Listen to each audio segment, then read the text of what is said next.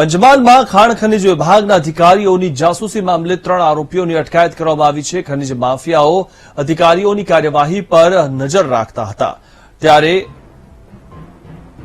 ગદુકપુર ગામેથી શકમંદોની અટકાયત કરવામાં આવી છે। અધિકારીઓને આરોપીઓની પ્રવૃત્તિને લઈને બાતમી મળી હતી અને મોબાઈલ ફોનમાં વોટ્સએપ ગ્રુપ બનાવીને માહિતીની આપ-લે કરતા હતા।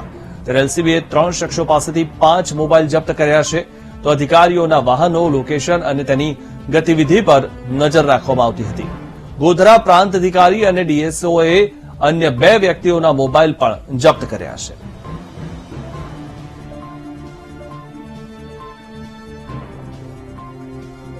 તો ખનીજ માફિયાઓની ચાલાકી સામે આવી છે અને હવે તેમના લોકેશન, વાહન અને અધિકારી પર તેઓ નજર રાખતા હતા। હજુ વધુ માહિતી મેળવી અમારા સંવાદદાતા વિવેક પાસેથી। વિવેક, 3 આરોપીઓને ઝડપી લેવામાં આવ્યા છે, કેટલા લોકો આની પાછળ હતા, શું વધુ માહિતી? વાત કરીએ તો ચોક્કસથી પંચમહાલ જિલ્લાના જે સરકારી અધિકારીઓની ગાડીના વોચ રાખવામાં આવે છે, જેને ગ્રુપ વન તરીકે વોટ્સઅપમાં ઓડિયો રેકોર્ડિંગ કરીને બહાર પાડવામાં આવતું હતું।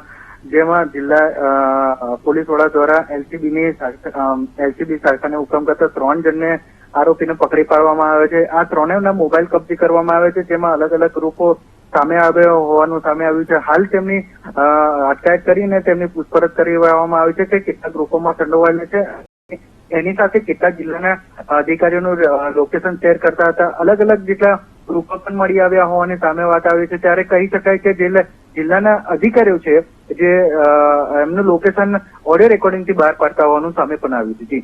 જી, આભાર વિવેક, માહિતી આપવા બદલ।